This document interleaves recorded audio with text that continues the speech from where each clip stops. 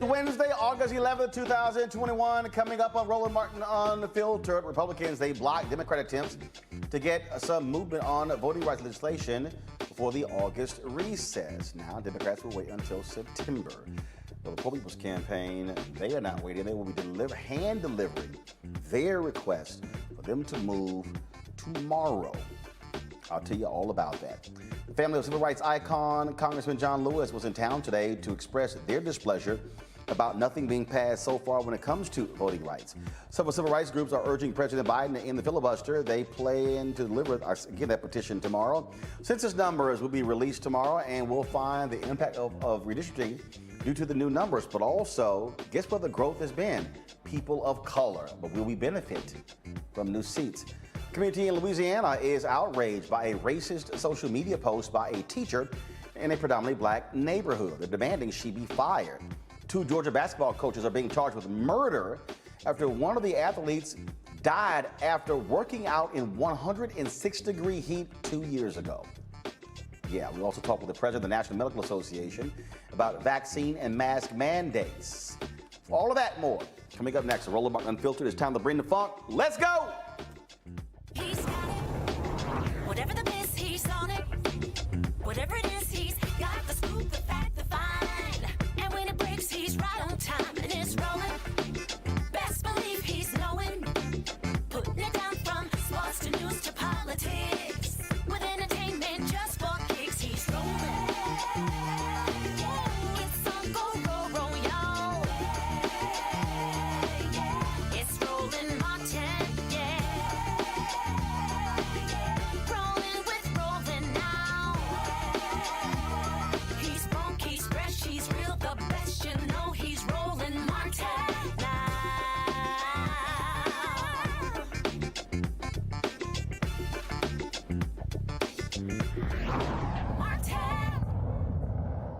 The attempt by Democrats to get consideration for voting rights before their recess got blocked by Republicans early this morning. Senate Minority Leader Mitch McConnell quickly rejected Majority Leader Chuck Schumer as he tried to bring up Senate Bill 2093, a revised version of Senate Bill 1, the For the People Act, after the chamber approved a budget resolution.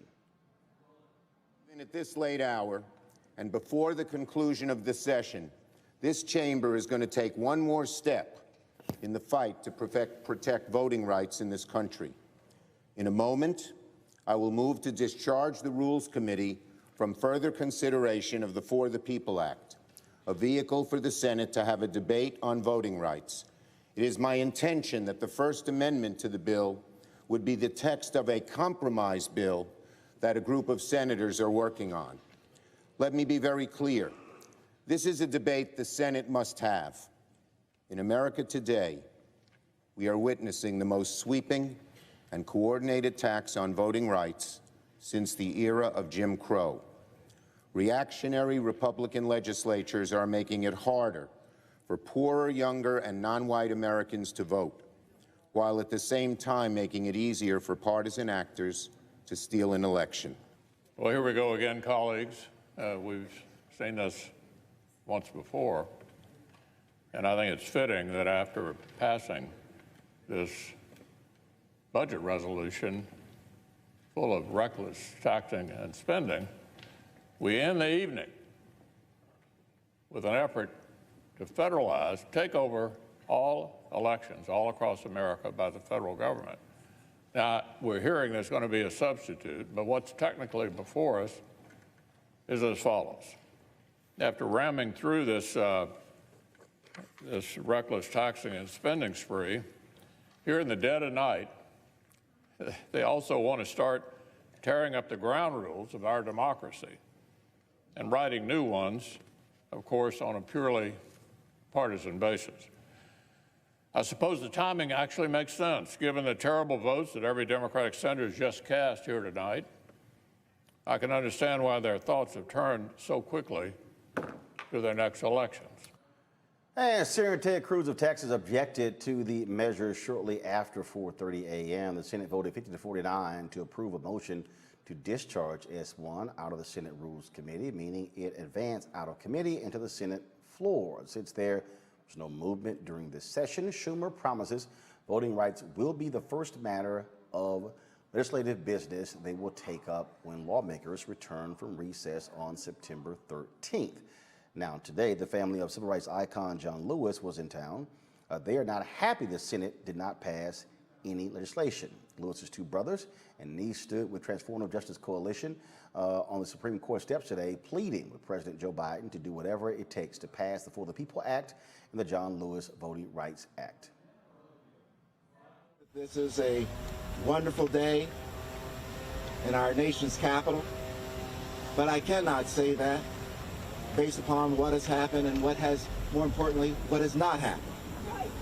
What has not happened is that our Senate of the United States is not in session right now. What has not happened is that the For the People Act that would cover millions of Americans, people of color, communities of color, has not been passed.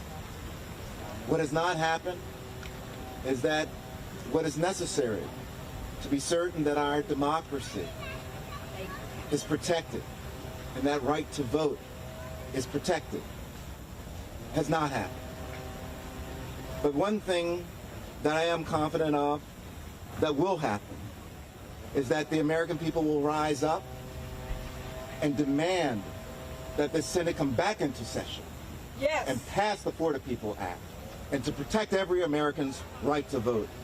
We have a current fight that is worthy of the same spirit and stamina that our hero, John Lewis, brought to the Selma, to the Edmund Pettus Bridge in 1965 that led to the passage of the Voting Rights Act of 1965, which is under serious attack and is being assaulted by state legislature after state legislature. H.R. 1, as we know, was designed to protect the people, to make it easier for them to vote, not harder. H.R. 1 and H.R. 4 was actually written by the late Congressman John Lewis. H.R. 4 actually put in place to enable states to put in their own laws about voting, making it harder, scaling back. We was talking at breakfast this morning. I used an analogy which I thought was very fitting. If you keep slicing the voting right, you keep taking parts out of it. It's kind of like a cake sitting on this counter here. You keep slicing parts all around it. Very soon, there's nothing left. And the congressman worked more than 60 years of his life, protecting the voting rights. Yes. And when you protecting the voting rights, Yes. you're not only protecting just voting rights, Yes. you're protecting a wide range of rights. Yes. I think about my parents when they used to talk about when they couldn't vote. And I was just a little boy, and a lot of this stuff I didn't understand. But as I grew older and understand more about the political realm of things, I know how important it is to protect the right to vote. I can't walk in John boots, but I'll tell you what I'm going to do. I'm going to put mine on and start walking. Yeah. Amen. If John had did so much for this country, for this human race, black race, all races, it didn't make him no different. He tried to do his best to make it right for everybody. So I'm going to pledge today that I will fight non-violently till everything goes that John voted for it to go. Yeah. And I recently heard a song that John Lewis still lives. Yes. He still lives. He still lives. And we keep that in our mind and run this race with patience. Yes. We will see the evidence that John Lewis still lives. I am proud to be able to vote simply because of all of the hard work he done. I am able to vote because of the beating he went through. And because of that, I stand here proudly, like my uncle said, putting on my shoes, ready to fight, ready to walk, ready to stand still, ready to sit if I have to do what's needed to make sure this vote, this act is passed. Yes. SR will be passed. SR2 will be passed. HR1 shall be passed. HR4 shall be passed. Why? Because we need to make it easy for us to vote. We need to make sure we capture the information that will make it possible for people to vote without being persecuted, without being ridiculed, without being held down, pressed down. We've been pressed down long enough. Now it's time to vote. Now it's time for us to be able to vote freely. Now we have to focus on our future. And if we don't pass this bill, what's going to happen to the generation to come? Right. What's going to happen to our grandkids and our great-grandkids?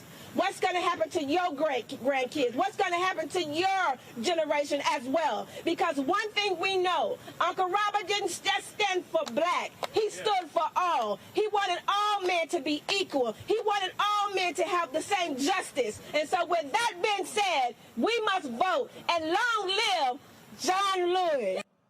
Now, tomorrow, several voting rights advocacy groups from across the nation will join Congresswoman Eleanor Holmes Norton to deliver a petition to the White House, as well as Senators Schumer and McConnell. That petition will urge the president to publicly urge the Senate to end the filibuster, ensuring a crucial bill is passed. In fact, before we actually came on the show, I got a text message from Reverend Dr. William Barber, and this is what he sent me as well. He said, Poor People's Campaign, a national call for moral revival, a national multiracial faith leaders and Texas legislators to hand deliver moral challenge to defend the infrastructure of our democracy to Senate and White House leadership. A delegation of multiracial national faith leaders, they're going to deliver that to, again, as I said, Senate Majority Leader Chuck Schumer, Senate Minority Leader Mitch McConnell, President Joe Biden, and Vice President Kamala Harris. They will include Bishop William Barber, Reverend Dr. Liz Theo Harris, co-chairs of the Poor People's Campaign, Dr. Jim Winkler, President and General Secretary of the National Council of Churches in Christ. So now they're going to start, they'll gather outside the Supreme Court at 10 a.m.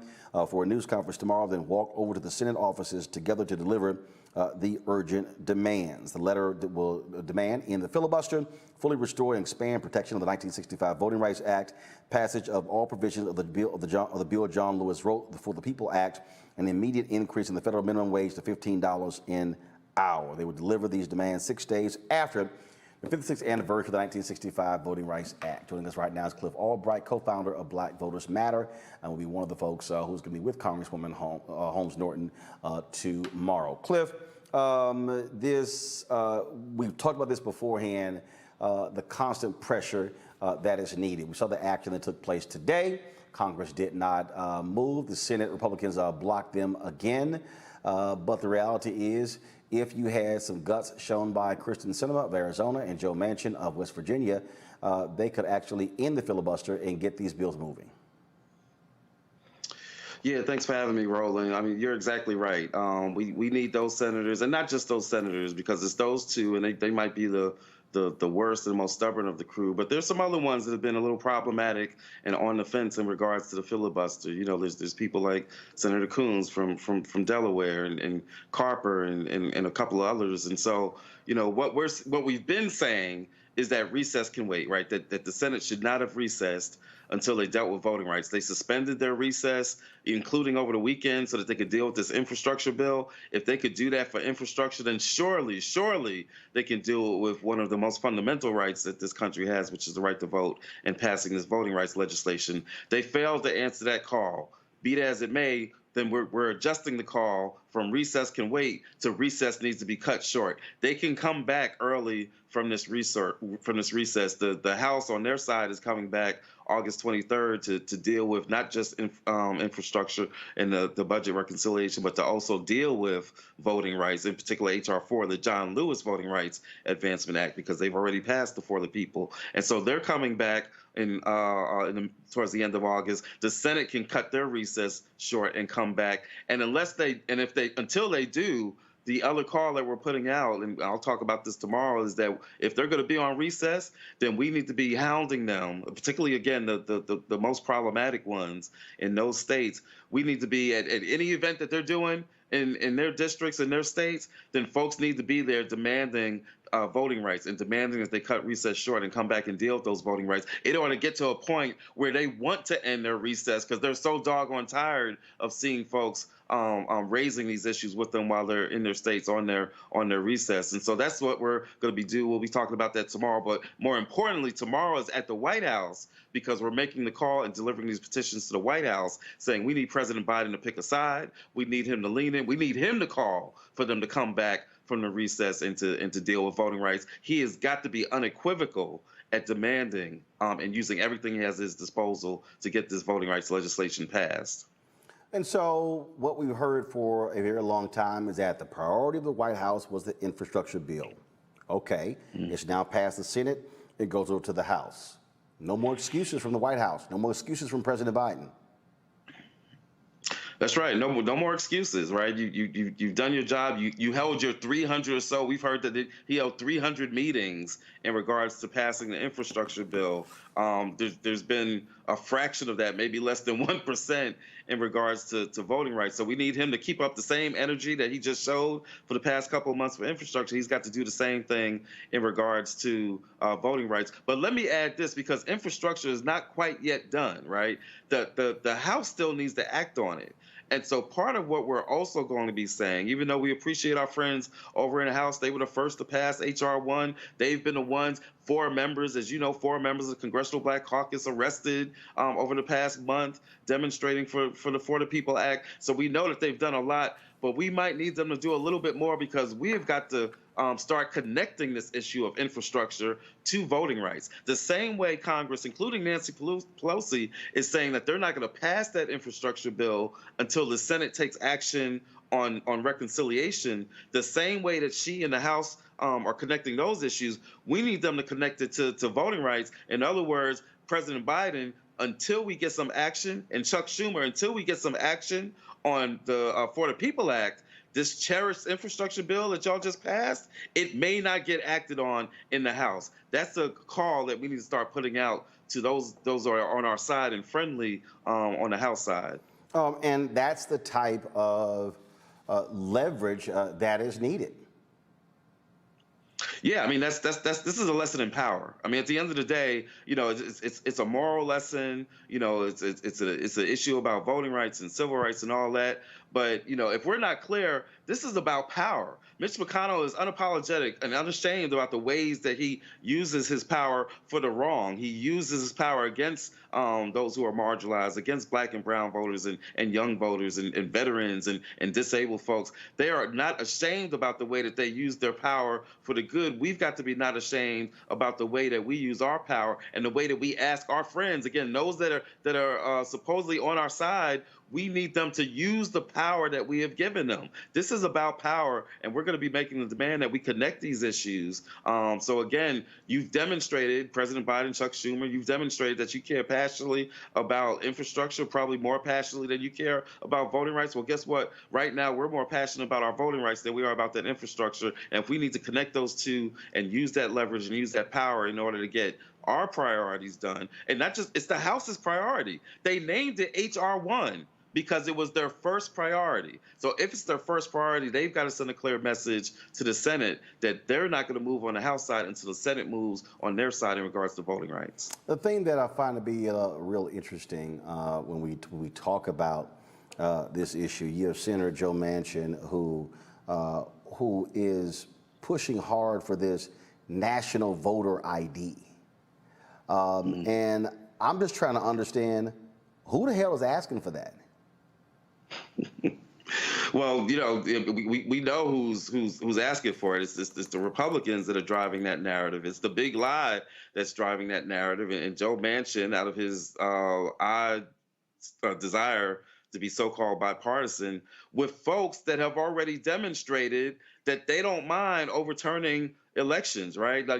He's going out of his way to give credence to the big lie, right? And so that's really what he's doing here. He's catering to those Republicans that, you know, he's hungry to have their acceptance and approval in the spirit of bipartisanship, which again ignores the fact that the bill and the things that are in the John Lewis Voting Rights Act as well as in the For the People Act already have overwhelming bipartisan support. If you define bipartisanship on the country instead of defining it on the people that are in the Senate and in the House, 100 and something of whom voted to overturn the election. You can't get bipartisanship with people that have that track record. So that's what he's talking about. And that's who he's catering to when he throws out some of these proposals in regards to voter ID, as well as when he ignores some aspects that are in the For the People Act, like the issue of reenfranchisement and restoration of the vote to people who have had previous felony convictions. His compromise proposal ignored that completely. That's unacceptable. But again, that's what happens when you have a senator who's going out of his way to appeal to those who have already proven that they have no interest in expanding access to the vote. And this is literally what he said on the Senate floor, and I'm still trying to find out where these 10 folk he keep talking about. It's crystal clear that I do not support the For the People's Act. Over the past few months, I've worked to eliminate the far-reaching aspects of that bill and amend the legislation to make sure our elections are fair, accessible, and secure. In June, I voted to begin debate in the Senate on my amended voting rights legislation, not For the People's Act. Tonight, I'm again voting to move that process forward because I believe that we need to come together to restore people's faith in the integrity of our elections. But I do make it very clear that I will not support the For the People's Act. For example, I firmly believe that we need common sense voter ID requirements, just like we have in West Virginia, that strengthen the security of our elections without making it harder for Americans to vote. I also firmly believe that we shouldn't politicize the Federal Elections Commission, prohibit any guardrails on vote by mail, or prevent local election officials from doing basic maintenance of voter rolls. The compromise bill we voted on in June included all of these important provisions, and I urge my colleagues, Democrats and Republicans, to allow us to debate this critical issue and come up with a bipartisan solution that protects every American's right to vote. All right, so you see Republicans, actually, if y'all go back to it, if you look at the graphic there, that was the end, Republicans for voting rights. They're the ones who are championing what Joe Manchin just said there. The reason I'm laughing, I'm sorry, he keeps talking bipartisan, bipartisan, bipartisan, just for the sake of shits and giggles. Please show me the 10 See, that's the whole deal. All these media people, all these mainstream media people who keep talking to Joe Manchin because he won't come over here, they refuse to ask him, Joe, show me your 10. He can't because they don't exist. Right. And you hit it on the head. I scream at the TV every time I see one of these interviews that some of these reporters do with them, and he'll say, I think we got them. The votes are out there. The 10 are out there, and I'm waiting for them to ask the next follow-up question, which is exactly what you're asking. Who are the 10? In fact, don't even tell me who are the 10 that are guaranteed to do it. Who are the 10 that are even in discussions about this? He can't name 10. He can't name 5. He can barely name 2. But he gets away with it, and you're exactly right. I'm glad you showed that graphic because showing that it was the Republicans for Voting Rights or whatever it was called, because what he is doing, he is giving Republican talking points. He is using the big lie as a talking point. Every time he talks about, we need photo ID in order to have the integrity or security of our elections, like West Virginia, there's other states that don't have any form of photo ID, and their elections are just as secure, if not more so, and have greater participation than West Virginia. So he's using the big lie. He's using Republican talking points to rationalize things like photo ID, and even you heard him talking about the maintenance of the voter rolls, which we know has been used to purge voter rolls and to disproportionately impact Black, brown, young voters, college students, et cetera, et cetera. And so he is using Republican talking points. And again, we are going to have to, because at the end of the day, we know, when he shows you who he is, then believe him, right? But we know what we've got to do. We've got to show up. We've got to support people in West Virginia, because they exist, that are trying to hold him accountable. We've got to support that process. We've got to support direct action. We've got to support and encourage civil disobedience, and not just in West Virginia and not just in Arizona, but in Delaware, in New York, where Chuck Schumer is, as well as in at least 3 or 4 other states where there are Democratic senators that have been on the fence about the filibuster. We have got to be ungovernable, and we have got to let them see us everywhere they go, in the spirit of love and accountability, right? But we have got to have civil disobedience in order to let them know that we are serious when we're talking about voting rights. Because at the end of the day, our voting rights are connected to all these other issues that we're dealing with, including COVID, which is ravaging parts of this country. Cliff Albright, co-founder of Black Voters Matter. We surely appreciate it, man. Thank you so very much. Thanks, Roland. Bringing my panel now, I'm Robert Patillo, Executive Director, Rainbow Push, Coalition Peachtree Street Project, Monique Presley, Legal Analyst, Crisis Manager, Georgia Fort, Independent Journalist. Glad to have all 3 of you here. Robert, I'll start with you. I really do get a kick out of every time I hear Joe Manchin talk. And all these folks keep saying, bipartisan, bipartisan, bipartisan, bipartisan. And I just sit there and go, y'all, he lying. In fact, I was looking at, it was a tweet that Amanda Carpenter, she is a Republican, she's a commentator on CNN, and so she actually had said, that's right, she's like, before people act as dead, Joe Manchin can get, can get this thing over. He can't. He can't. He cannot bring 10 Republicans because they don't exist. Well, look, Roland, it's interesting because that wasn't a bipartisan discussion Joe Manchin was having. That was a Dixiecrat discussion that Joe Manchin was having when it comes to the right to vote. Understand what he was talking about, nationalizing photo ID. For what reason? The only point of that is to make it more difficult for elderly people to vote, to make it more difficult for poor people to vote, for the homeless to vote. Your right to vote is not supposed to be incumbent upon your housing status, which is what that would do. Maintenance of the voter rolls. What is subterfuge for is the idea of these voter purges, where you take tens of thousands of people off the voter rolls and then force them to proactively go back and put themselves back on the voter rolls. So he is talking about one step further than simply not supporting these 40 people act. He said he's introducing his own legislation that not for the people act. He's making it very explicitly clear where he stands on these issues. So I think we have to get some folks together in West Virginia to find a primary challenge for him. I think the president has to exercise the maximum pressure, because even if we did break the filibuster right now without Joe Manchin and Kristen Sinema on board and whichever other Democratic senators, we still wouldn't go anywhere because we still wouldn't even have 50 votes if you don't have those folks on board. So I think it's going to have to be an all hands on deck situation to ensure that they understand that without the black vote, without the brown vote, they will not be in office, they will not be in a majority, and they have people ready, willing, and able to primary them. You know, and this is just where, Monique, it has to be just relentless pressure in your face with these two. And then I hear people say, well, none of that's going to work. Okay, fine. Show me what will. Right. No, and I'm not saying that I know what will, but I am with those people who am not certain at all that the relentless pressure will get us where we need. I mean, even Cliff and I, I love everything that they do, but he's looking at the numbers and counting them and saying that it's not just these two senators that are problematic. So elections matter, people.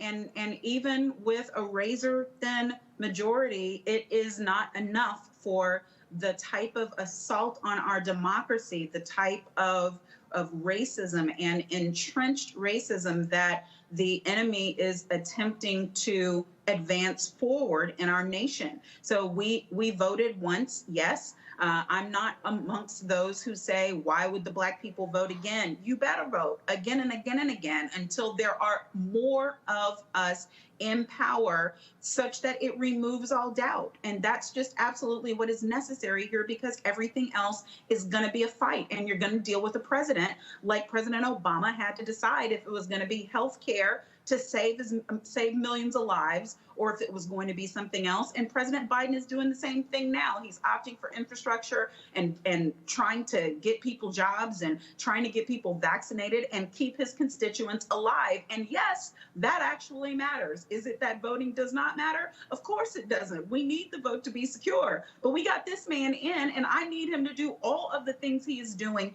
and do this. So I am torn. I don't have the solutions for this. If I did, I would say so. Look, everybody has a role to play, Georgia. I believe when you are a civil rights group, voting rights group, Poor People Campaign, doesn't matter. Your job is to exert that external pressure. You've got people on the inside, like Georgia Senator Raphael Warnock and others who are doing their part.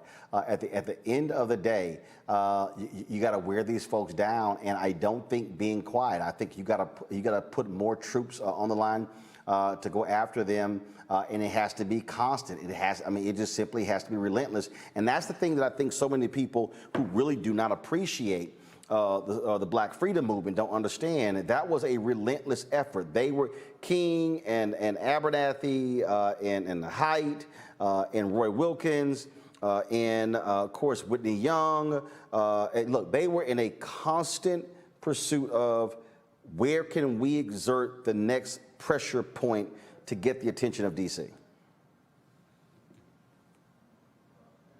Georgia, you on mute? You on mute? Different ways. There we go. Now we hear you. I was going to say, Roland, I couldn't agree with you more. And I'm glad that you brought up the historical component, because as a journalist, really trying to center our narrative in the facts of where our nation has come from in terms of voting rights.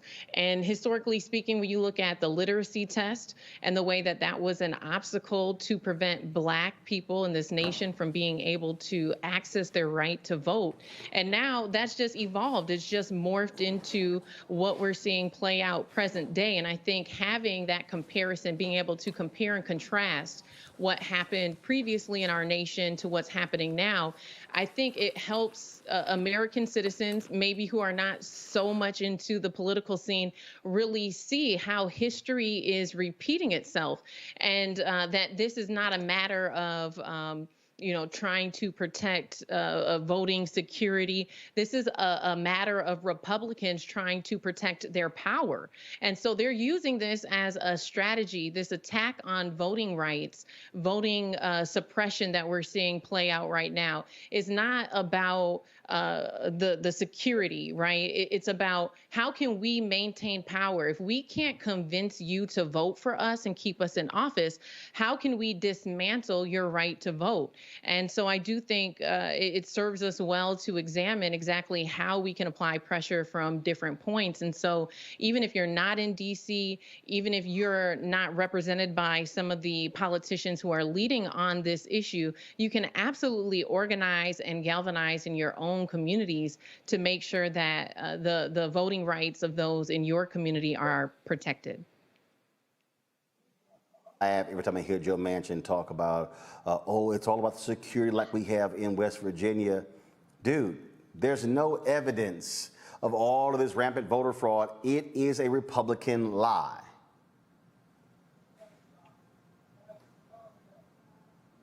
Robert? Well, I think we also have to continue to call that out. There's been so much attention on things like Cuomo this week, many of the other trivialities out there. Well, what Reverend Jackson's been saying for 40 years, the right to vote is dispositive of all other rights. There is no infrastructure bill if you do not have a protected right to vote. You don't get that majority that they have to pass things through reconciliation without a protected right to vote. And the fact that these states are doing this at the exact moment that suddenly many traditionally red states are starting to turn purple, if not blue, as Georgia did, I think it's the most obvious way of explaining that the only purpose of this was to make it more difficult for black and brown people to vote. I don't understand how you have a president who loses an election by 3 million votes, then they let 500,000 people die, and they lose an election by 8 million votes, and then suddenly you're saying, well, we have to make sure these elections are secure. You need to have a party that represents a majority of the American people if you want to win a majority of the votes, and stop just diddling down with the rules and work on actually recruiting more people to your side of the argument. So I think there's a lot of work that needs to be done, and we have to attack it from all fronts, because if we allow this to stand, then it will just simply be going back in this circle over and over again. We shouldn't have to win by a landslide every time just to eke out a victory. We should actually have fair rules where votes count the way they're supposed to. And we see exactly what is going on, Monique. We tie what's happening here with these voting bills that are being passed or being trying to force through by Republicans. Then we also have to think about what's going on with United States Census. These things are tied together. The reality is the census is going to have a direct impact on representation. Now, these things matter because tomorrow the Census Bureau officially begins this decade's round of redistricting. And of course, on the clock, we'll start with just about every state that's going to be drawing new congressional maps. Now, here's the piece. According to the 2020 census, as of April 2020, the population of the United States is 331,449,281. All right? Now, that means based on the population count, the congressional apportionment will shift 7 seats in 13 states. That means that the 6 states that will gain House seats, Texas 2, Florida 1, Colorado 1, Montana 1, North Carolina 1, Oregon 1. Okay? Now, we have Florida there twice. I don't know why we have Florida there twice. Y'all, so take your pick. Florida getting 2, they're getting 1. Which one is it? Thank you. All right, so deal there. Now, here's the piece. 7 states going to be losing seats. California will lose 1. Illinois, Michigan, New York, Ohio, Pennsylvania, West Virginia. Now, let's go back to the 7 states that are going to be gaining. Okay, let's go back to those. Now, let's go to the previous graphic, please. Previous graphic. Thank you. Now, if you look at that map, Texas, red state. Biden did not win Florida. Won Colorado. Montana, red state. North Carolina won by Republicans. Oregon won by Democrats. Now, but here's the difference, though. Even though Republicans won Florida, the question is, where will that particular seat be? Same with North Carolina. Let's go to the 7 states that lost.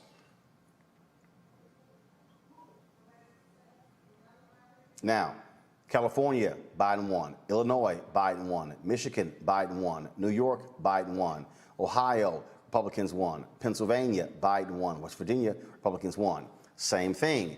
This matters because it's where the loss is going to be. And so when so whoever's in control of the state legislature, that is going to then decide what goes on. The other thing is this here. We now know that of the shift in the population, Monique, The shift in the population has been the result of largely people of color.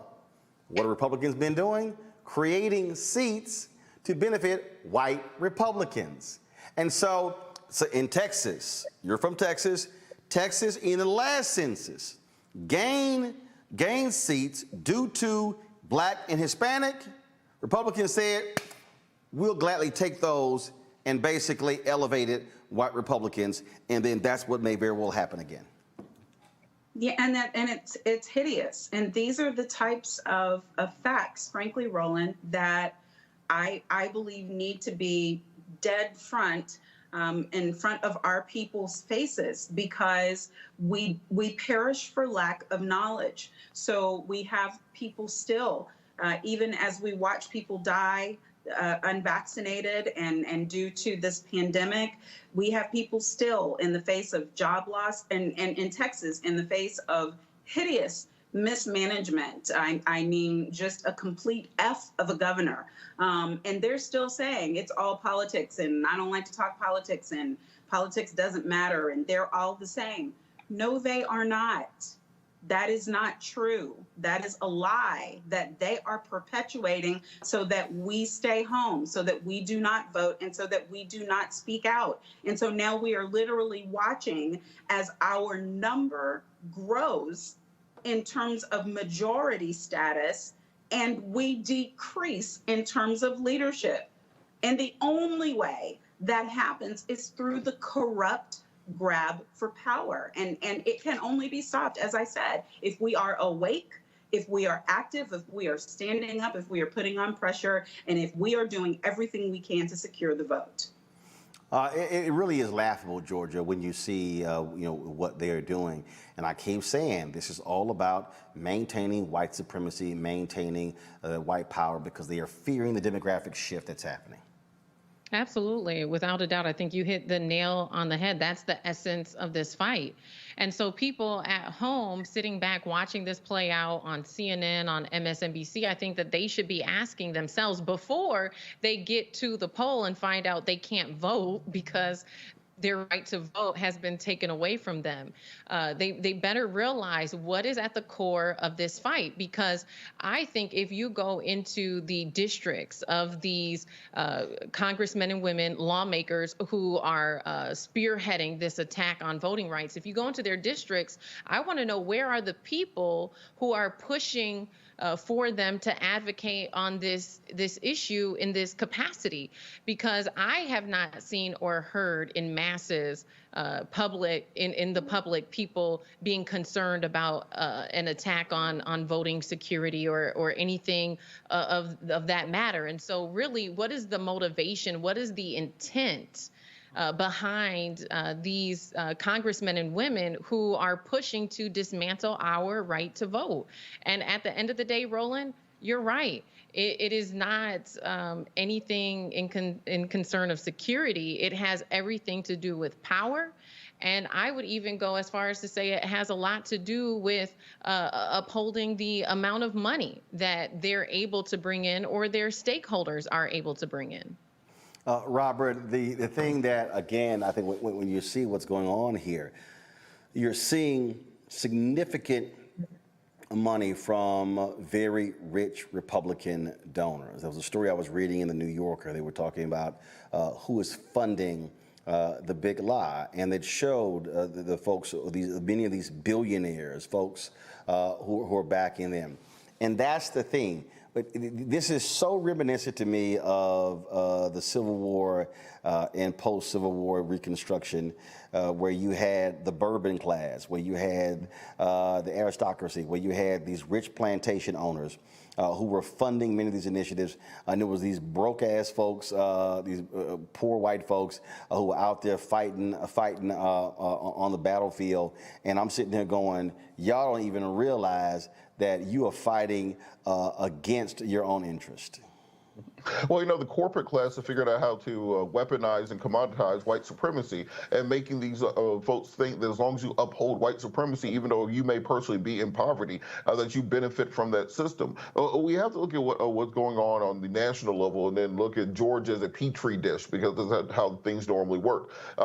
2004, we have the reauthorization of the Voting Rights Act, spearheaded by Reverend Jackson, signed into law in 2005. As a result of that, Georgia passed one of the nation's strictest voter ID laws, and indeed it was struck down in 2005 as a poll tax in the state of Georgia.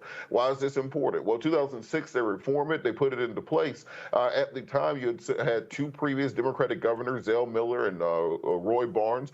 You had many African Americans and Democrats elected statewide. After that new voter ID law went into place in 2006, you did not have another Democrat or African American elected statewide for more than a decade thereafter. And because of that voter ID law, they were able to get control of redistricting in 2010 and 2011, and were able to put Democrats in a permanent minority through gerrymandering and packing districts. And despite the fact that Georgia is a state that's 35% African American, there's a constitutional majority for Republicans in the House, the Senate, and every single statewide elected office until Warnock and Nassau. So this is why when we say these fights for voting rights are so important, because they are not just one big swing. It's a systematic effort over the course of years, over the course of decades, to overhaul and take control of American elections against the will of the American people. They always talk about defending and upholding the Constitution. There's nothing more deleterious to the Constitution and to Western civilization than these attacks on voting rights. Look, these things are happening. They're in our face. People need to understand exactly what's going on. And so we're going to keep folks apprised of this. We're going to keep the pressure going. All right, folks, got to go to a break. We come back. More on Roland Martin Unfiltered. We'll be talking about, of course, what else is happening, on Capitol Hill. The battle there continues. We'll also talk about this drama in Louisiana, and then we're gonna show you some crazy-ass white folks in Tennessee who were threatening. Listen to me, threatening doctors who testified about the importance of mask mandates. These people are nuts. You're watching Roland Martin Unfiltered. Back in a moment.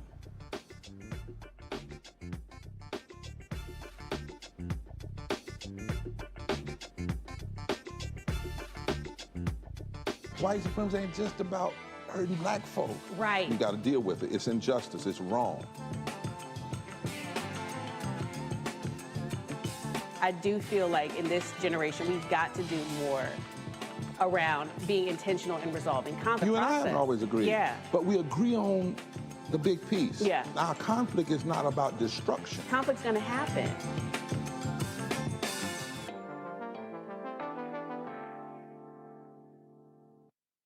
Till's murder, we saw struggle for civil rights as something grown-ups did. I feel that the generations before us have offered a lot of instruction. Organizing is really one of the only things that gives me the sanity and makes me feel purposeful. When Emmett Till was murdered, yeah, that's what attracted our attention.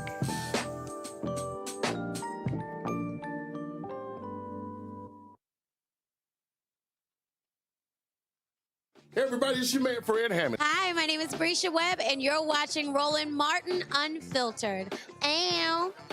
Well, I like a nice filter usually, but we can be unfiltered.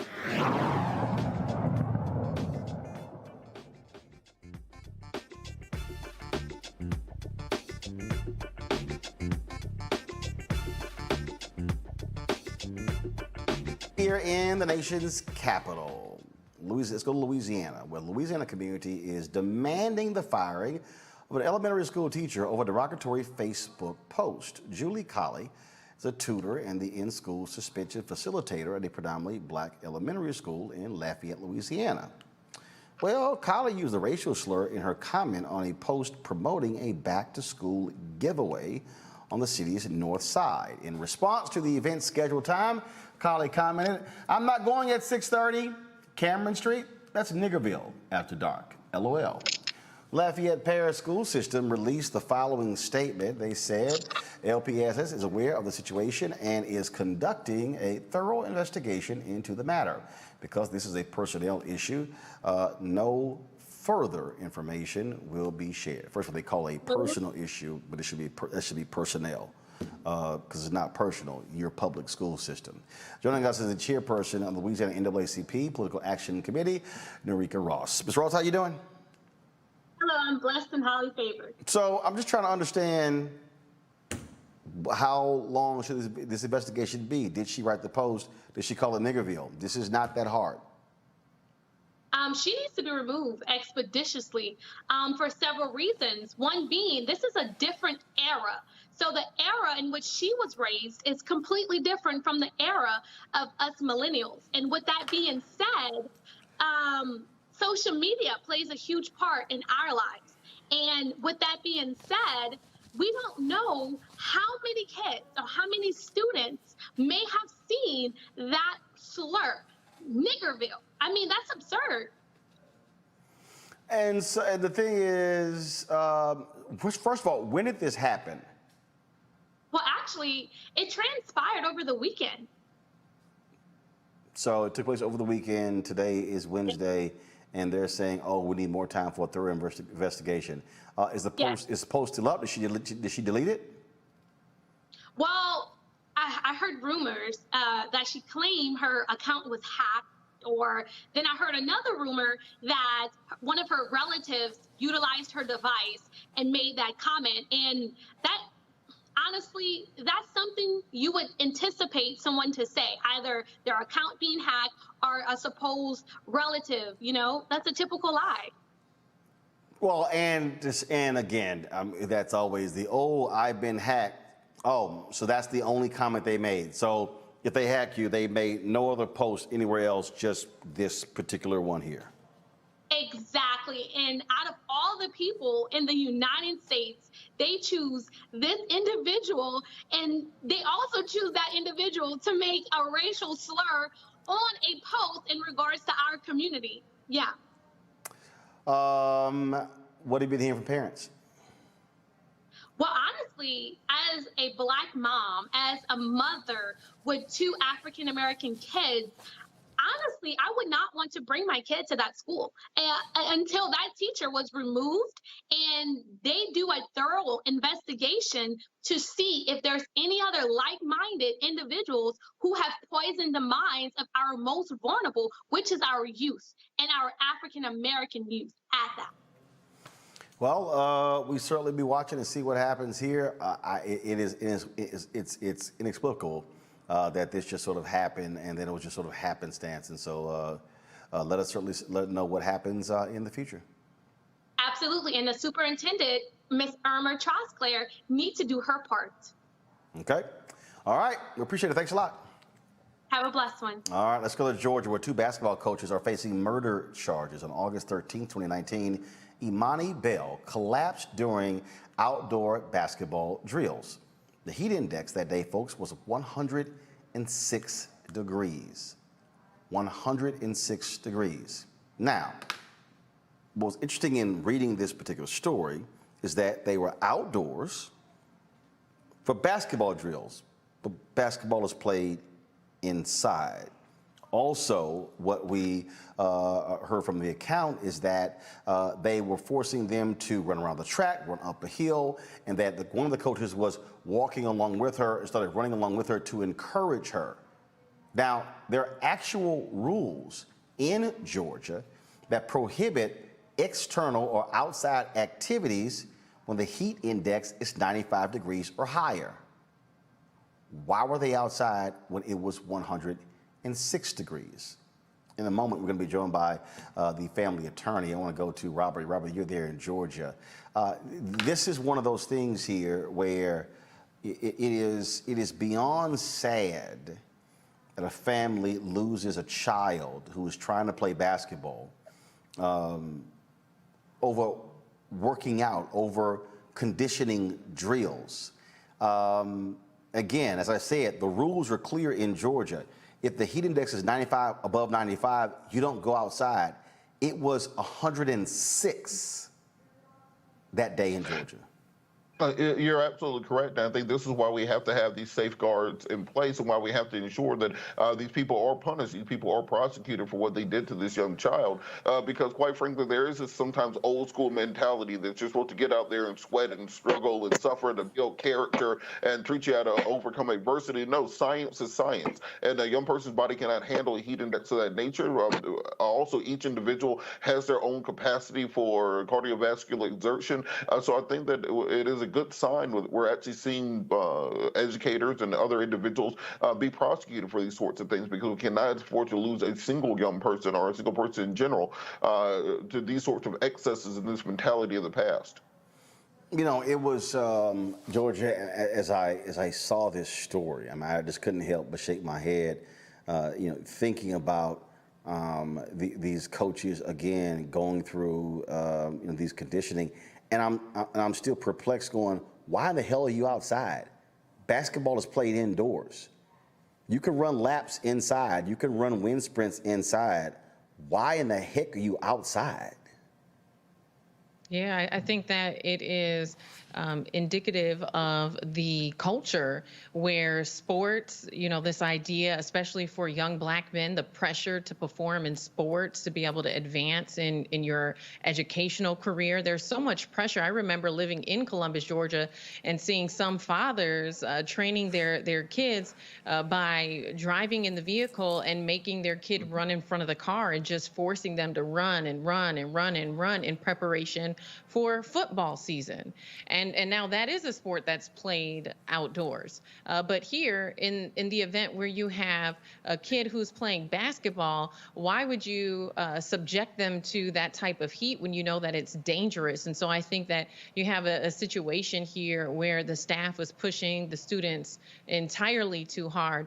The one thing that breaks my heart also in looking at this case, not only the fact that they violate the district's policy to not have these children out here if the temperature is higher than 95 or the heat index is higher than 95, but the GBI, the Georgia Bureau of Investigation, their spokesperson, Nellie Miles, they decided in their investigation that this was accidental. And so it contradicts the other findings that we're seeing in the indictment and the charges that are being brought forth, calling this manslaughter. And so I would like to see that same level of accountability that we're seeing now in the criminal justice system, that same standard of accountability held by the GBI in their investigation as well. Those coaches were LaRosa Maria Walker Osakari and Dwight Broom Palmer. Those are their photos right there. Again, and I'm quite sure, and again, well, hopefully it will be, let me know, we have Justin Miller, who is the attorney for the Bell family. The thing here is you're coaching a high school girls basketball team. And again, pushing them to the brink is just nonsensical. And but we see this crazy stuff. I mean, I think back to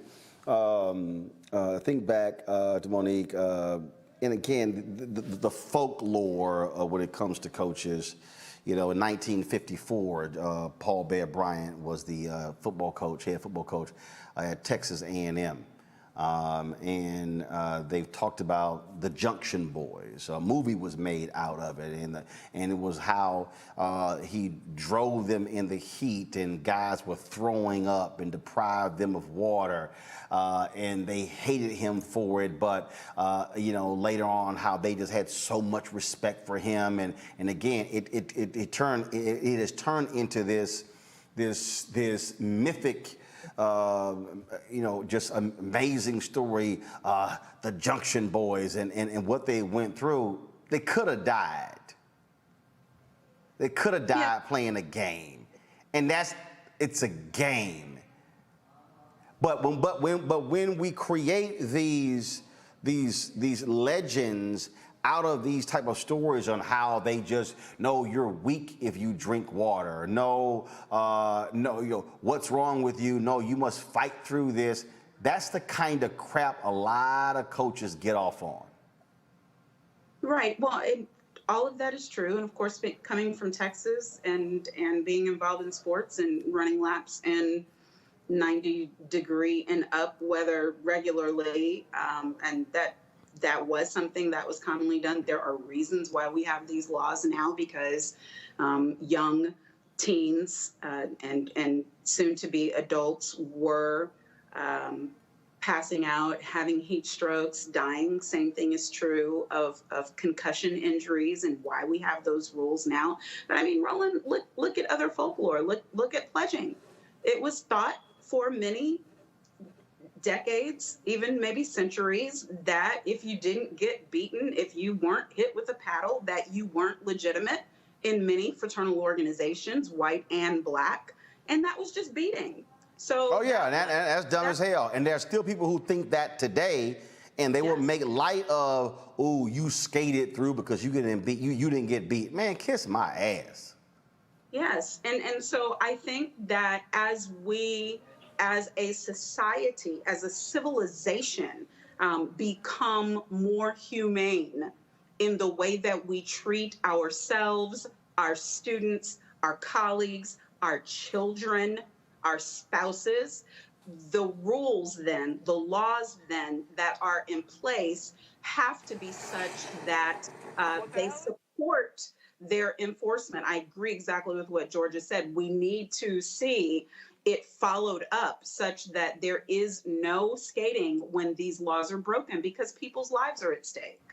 Yeah, I still don't quite get these crazy folks when they talk about the beating. I've made it clear. Another dude my age beat my ass over some letters. Somebody getting their ass whooped. Justin Miller, he is the attorney for the Bell family. He joins us right now on the phone. Justin, glad to have you on Roland Martin Unfiltered. I guess one of the things, Justin, that is just even more sad is that Imani's father is a coach. And that particular day, they called off outdoor practices because of the heat. Yeah, it's pretty bad. Eric, that's his name. He's the head coach at Columbia High School in Atlanta. He sent Imani to another school thinking it was a better school, and this is how we ended up. So it's pretty sad for him. Very, very sad, actually. So you have the attorneys here. You have the attorneys who are arguing that, that this really wasn't second-degree murder, that it was just reckless. Yeah, well, that's what happens when you're reckless and you kill somebody. You know, it's murder. It's the same thing as if there was you were drinking and driving, and then you hit somebody and you killed them. You didn't mean to hit them and kill them, but you killed them. You meant to drink. That was the thing you meant to do. In this case, she meant to have those children out there in that heat, and then one of them died. So, I mean, you tell me, what's the difference? And so were both of these coaches, is it alleged that both of them were outdoors and driving these young girls? And how many other players, in addition to Imani, were forced to endure this? So we don't know exactly how many yet. We'll know as we get into the civil case a little bit more. But we think there were at least 5 to 10 other ones. The other coach was out there, but it's our understanding just so far from talking to the kids that he was more so, kind of prodding them on, and the head coach was, making all the moves and telling them where to go. His culpability is more so he didn't stop it. He saw her struggling, and he allowed it to continue to happen. So, he could have saved her life out there, and he didn't. And so was it this whole idea of fight through it, fight through it, fight through it? 1,000%. Same Bobby Knight, Bear Bryant kind of stuff. That old school way of thinking.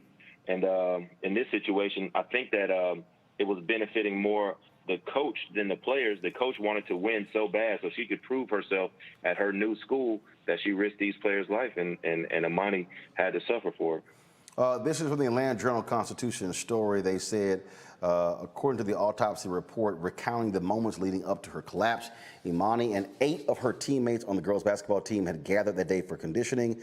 They were told to run up a hill, perform jumping jacks, and then come back down the hill. But Imani struggled, and coaches, noticing she was lagging, encouraged her and provided water. The players ran a quarter-mile lap around the track and then were instructed to run a set of stairs. Imani tried to run with her teammates, but settled into a fast-paced walk with the coach walking at her side.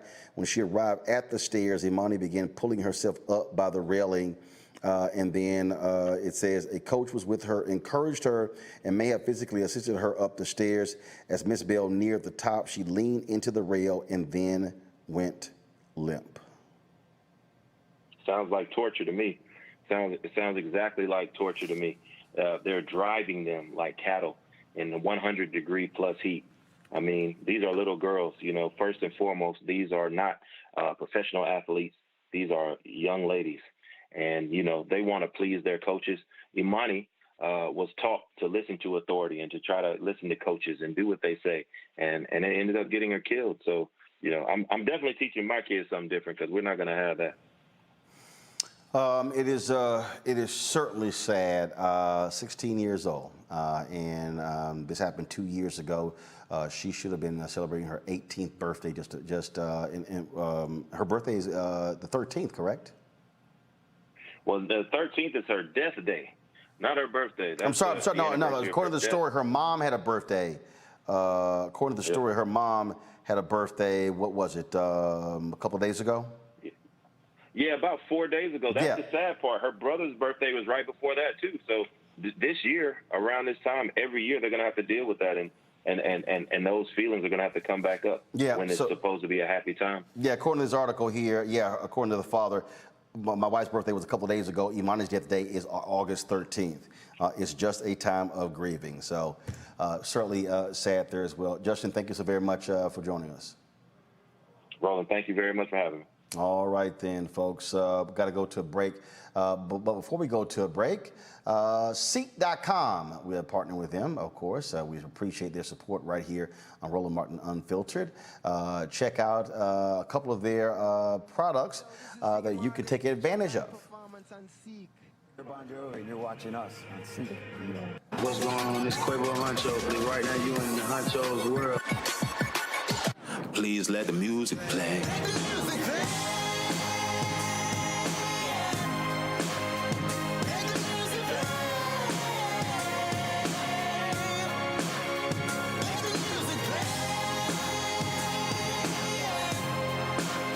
Enjoy the Seek.com video by using one of their virtual reality headsets. All you do is just pop your phone right here into the VR headset and enjoy the content.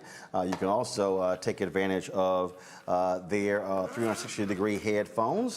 These headphones here come in a couple of colors, black and gold, but then also all gold. And so you can check these out. If you want to use our promo code to get a discount, it's RMVIP21, RMVIP21. Then, of course, a portion of the proceeds comes back to Roland Martin Unfiltered, which allows for us to fund the show. And so this is a black-owned company, and we certainly believe in supporting black-owned companies. Mary Spiel is the founder. And so, again, go to Seek.com and use the promo code RMVIP21. We'll be back in just a moment. When you study the music, you get Black history by default. And so no other craft could carry as many words as rap music. I try to intertwine that and make that create whatever I'm supposed to send out to the universe. A rapper, for the longest period of time has gone through phases. I love the word. I hate what it's become, and to this generation, the way they visualize it. Its narrative kind of like has gotten away and spun away from, I guess, the ascension of Black people.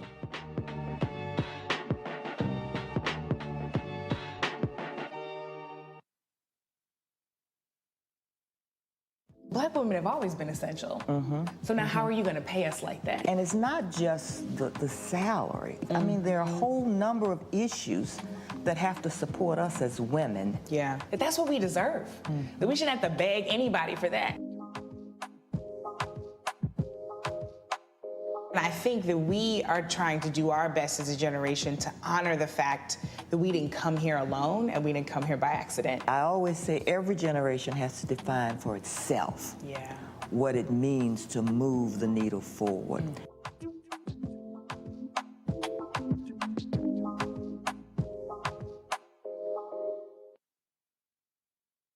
Hey, I'm Cupid, the maker of the Cupid Shuffle and the Wham Dance. What's going on? This is Tobias Trevelyan.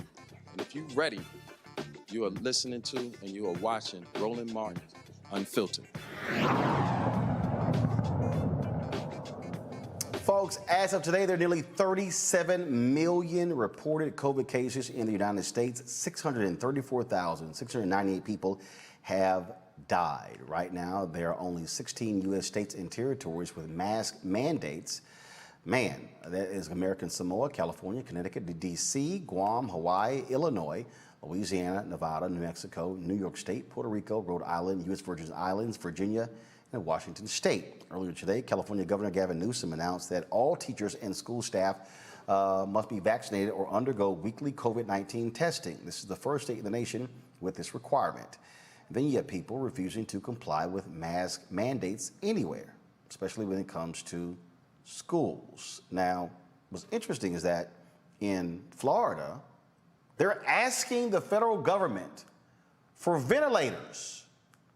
Yeah, ventilators, while DeSantis, the governor, Ron DeSantis, is telling school districts, I will withhold the money of the pay of superintendents and school boards if you have a mask mandate. Now, here's what I find to be interesting.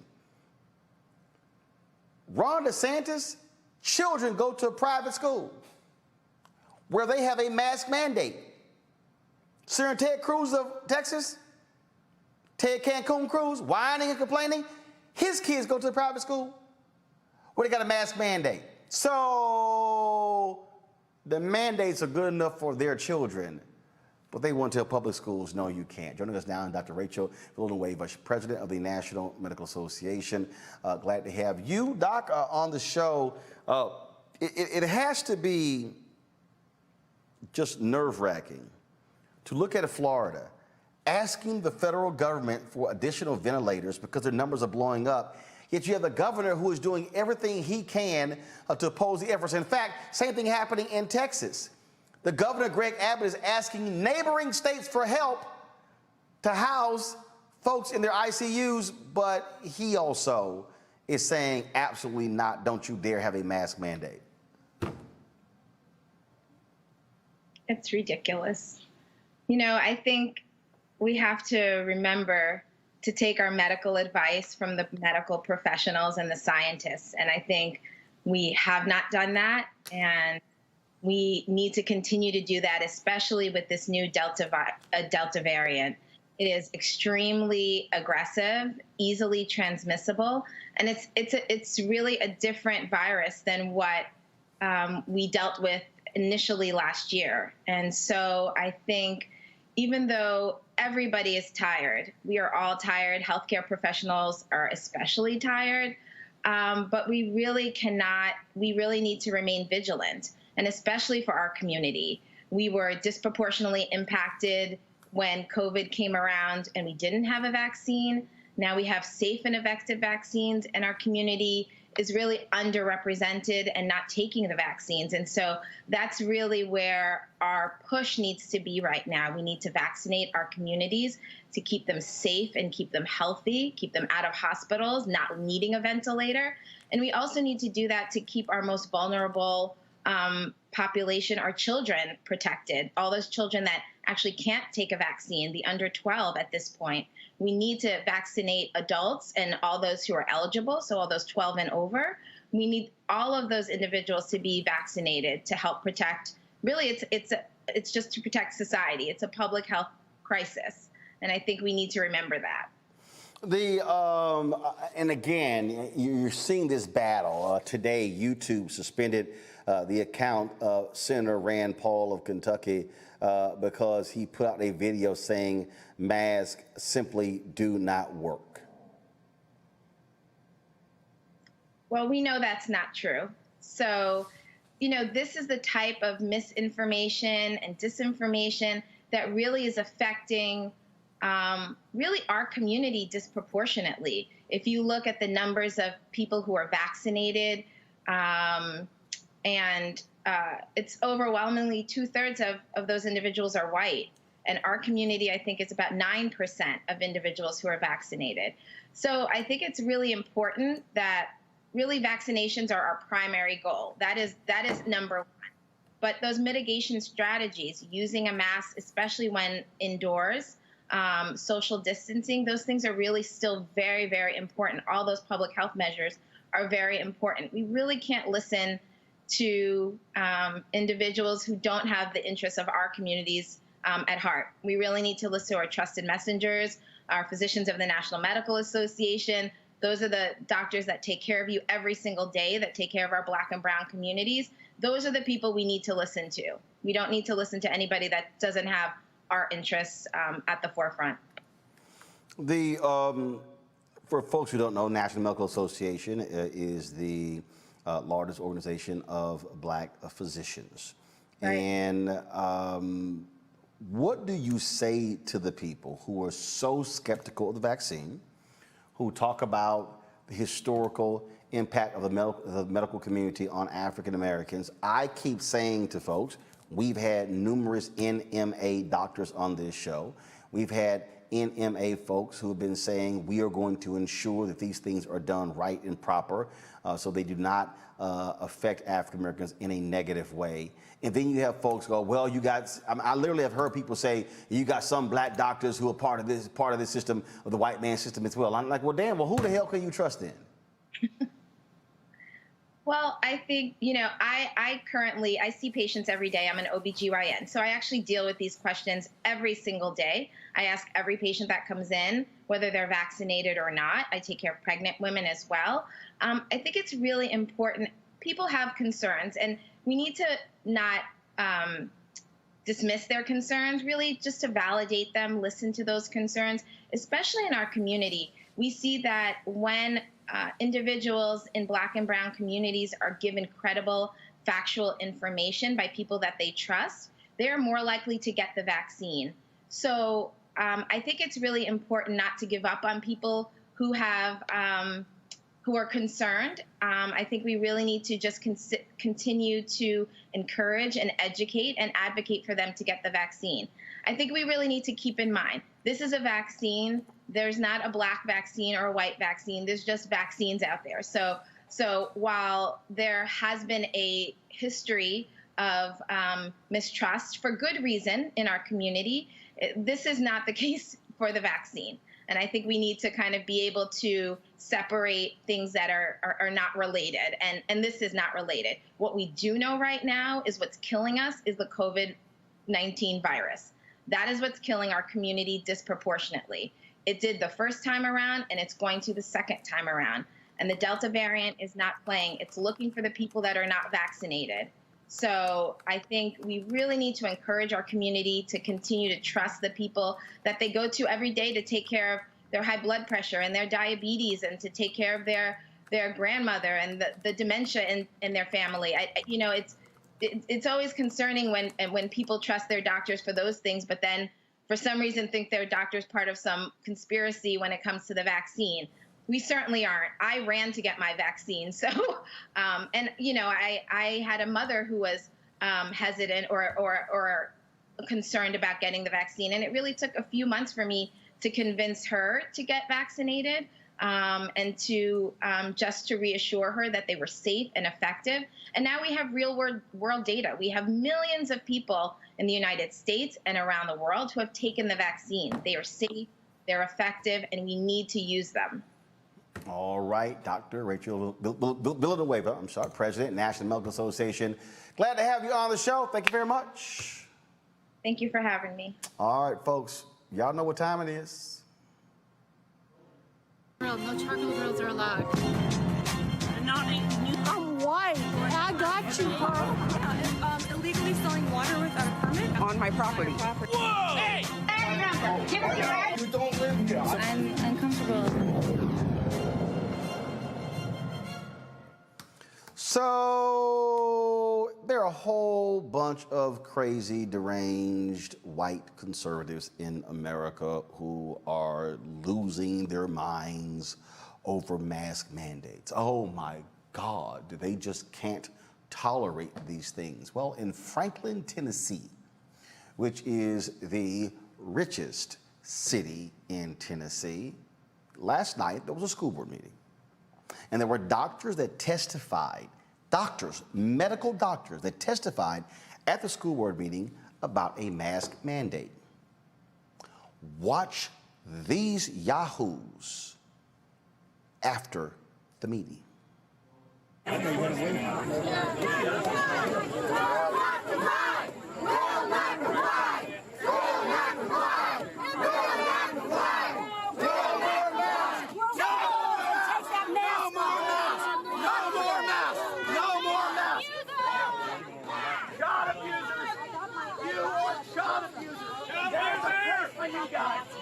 the woman, the credit of the person. Everybody's taking notes, buddy. Keep that little smug. Yeah.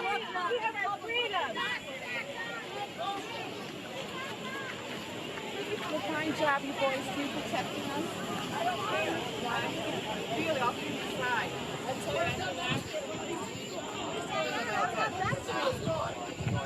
Put it back on. You should put that mask back on. Put your mask on. Poor kids stuck in that bacteria. How do you like that? We know who you are. We know who you are. Keep it calm. No more masks. Keep it calm. Keep it calm. No more masks. We're on these guys' side. They're on our side. No, they're not. They're not on our side. The police are on our side. The police are on our side. Let's calm down. Yes. Calm down. We know who you are. We know who you are. You can leave freely, but we will find you, and we know who you are. You will never be allowed in public again. You will never be allowed. You never let us be allowed in public again. Hey, sir. I know who you are. Let him out. Let's let him out. Let him out. You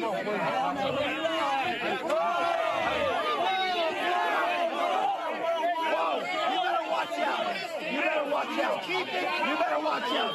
Keep it calm. Everybody back up. Please. Everybody back up. Back up. Back up. I'm back, man. I'm on your side. Please, back up. I'm a parent. Give me a lane. Let me out. Peace. You're good. Peace. Let him in peace. Peace. Be easy. Everyone. Peace. Peace. Peace, but we know who you are. You know who you are.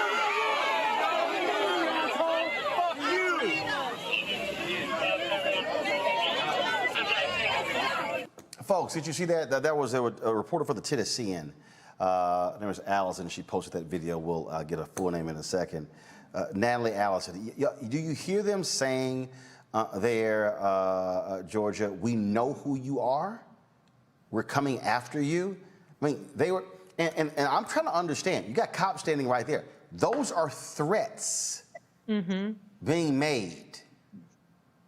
Yeah, and I feel like if that would have been a crowd full of Black parents or Black people, there definitely would have been some arrests made due to those threats and the aggression that was shown, the way that these individuals swarmed in front of this doctor's car.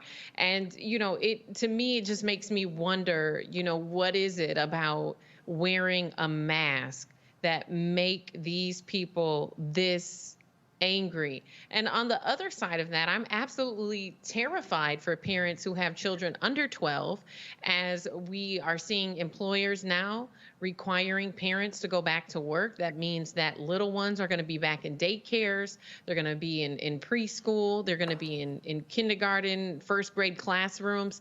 And so what's going to happen then when you have groups of small children who are not vaccinated and potentially are exposed to the virus? I mean, we, I think, are starting to see the ingredients for a huge disaster. And not only do we have to try to mitigate the exposure that our children are going to be at risk of going back into the classrooms and going into daycares as parents go back to work, but now we have to figure out not only how to combat the virus, but how to combat white supremacy, Karenism, et cetera. So we're fighting a lot here, and you know, it's just unfortunate that we can't count on the law enforcement who were clearly there to do their job and enforce the law.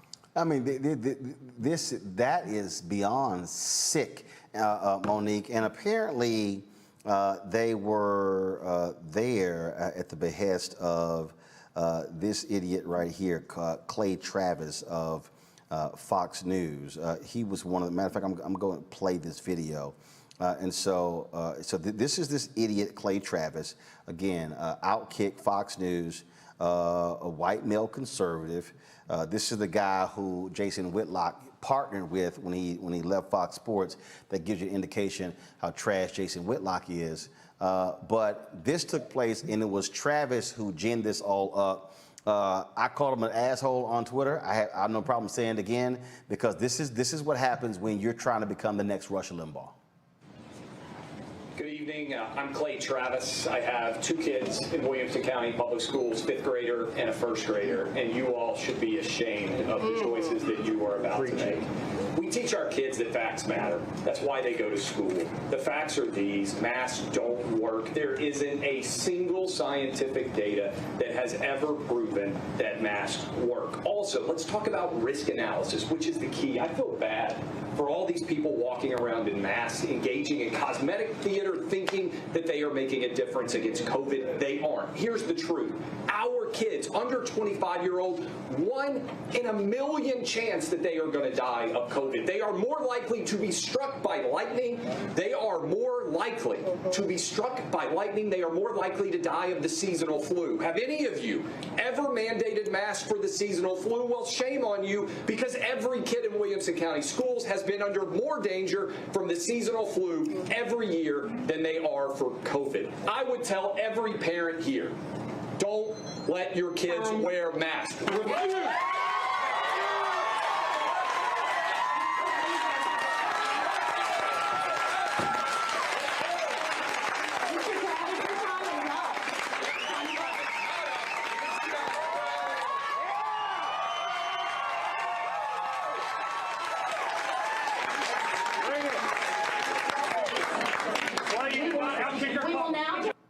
So all those idiots, 1 in a million. I bet not one of them want their kid to be that 1 in a million, Monique. Right. So, and that was the only thing he said that was accurate. All of the rest of it about the fact that masks don't work, that's not true. That you aren't safer wearing them than not, that's not true. That children, really, we're looking at the numbers of pediatric cases, pediatric hospital cases now spiking. And so that's like saying, because they're not going to die from it, we're good with them having it. What rational parent, what parent who's actually thinking about the welfare of their family member thinks along those terms? My children would not die of measles, mumps, or rubella, but that doesn't mean that I want them to have it just because the chances are slim that they would die from it. It's all absurd. But what strikes me more so than that is the whims of the crowd, the way that our citizens can be manipulated, that our country really is just a few Jim Joneses away from being a dictatorship where everyone is following not their own interests, but the interests of another, and they are sacrificing their own well-being, their lives, their finances, their education, their stability, their health, all for the sake of a dear leader. And for anyone who thought that that could not happen in this country because of the way that we were founded, you need to wake up and pay attention and see that it is happening. Are they the minority? Yes. But the numbers are large enough that we all should be more than concerned. Well, here's the thing that's a trip, Robert. So this idiot, Clay Travis, posted this. These are the people who couldn't get into the meeting. Watch this.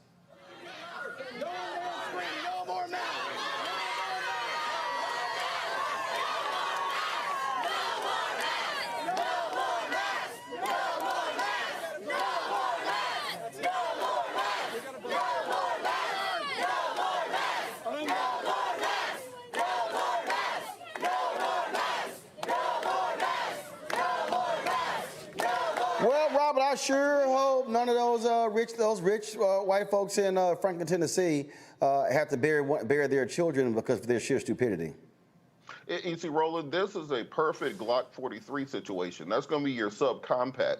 That's going to be something smaller than, a Glock 19 or a Glock 17 that you can fit in for concealed carry. So you can either have it in an abdomen holster, or you can even have it in a small handbag or purse for a situation like this. Now, can I implore people to do not get an extended clip or extended magazine for a subcompact pistol, because a 30-round magazine is bigger than the pistol itself. Just train enough where you know how to do a proper switch of your magazine, so if you need to reload, you can do it in an expeditious period of time. But when people start I don't know what the hell you talking about, but go ahead. You're going to need to I have no idea what the hell you talking about. Look, Roland, if your car gets surrounded by a bunch of crazy MAGA saying that we know where you're at and what you're going to do and how they're going to get yourself a nice Glock 43 to keep yourself safe. But those folks are crazy. All we doing is hitting the gas pedal. Go ahead. Well, I think. Hold on, I'm just saying, surround my big ass Navigator. Okay, trust me. I'm gonna put a Lincoln imprint in the middle of your chest. Go ahead. Well, look, we're dealing with a group of people who are disconnected from reality. When he says masks don't work, remember earlier this year when we had a mask mandate and then we got rid of it presumptively because we thought everybody was going to get vaccinated? What happened the minute we got rid of the mask mandate? All of a sudden, you got 100,000 people a day being infected with COVID. That's the empirical evidence that you need. These people are completely separated from reality. They see this as a cultural war issue. They see this as an oppressive tyranny, Marxist state trying to take their liberty away from them. This is all they have left to fight for. So we are in a very tenuous period of time where these folks will storm the Capitol. They will storm school board meetings over CRT that they don't understand. They'll storm the schools over mask mandates just because somebody doesn't want even the kid isn't going to die from COVID. He might infect the janitor or the school resource worker or the lunch lady or an administrator or someone along those lines, or he might catch it at school and bring it back home and kill grandma. So these people are disconnected from every bit of reality or objective fact, and we have to make sure we are prepared as a community in case these folks get another January 6th in mind now on a national level. I'm telling you, I'm just looking at these crazies here, and that's what they are, and I am happy to see Georgia. I am happy to see school districts. The Houston Independent School District, the Dallas Independent School District, the Austin Independent School District, Broward County in Florida. I'm happy to see these school districts telling Governor Greg Abbott of Texas and Governor Ron DeSantis of Florida to go to hell when it comes to them and their mask mandates. They're saying, no, we're going to require it and take your executive order and shove it. Yeah, I think it's the smartest thing to do in order to keep our children safe. And we know, historically speaking, just because something is legal doesn't mean that it's right. And so even though we can't count on some of our governors and mayors to do the right thing, parents need to lean into the fact that they have a choice. They have a choice to homeschool. They have a choice to request distance learning, but also a choice to speak out. And so I am glad to hear some people speaking up against this crazy rhetoric that it looks like so many people are getting behind. And what it tells me is that white privilege is important to so many white Americans, and this to me is white privilege, not at its finest, but definitely on full display.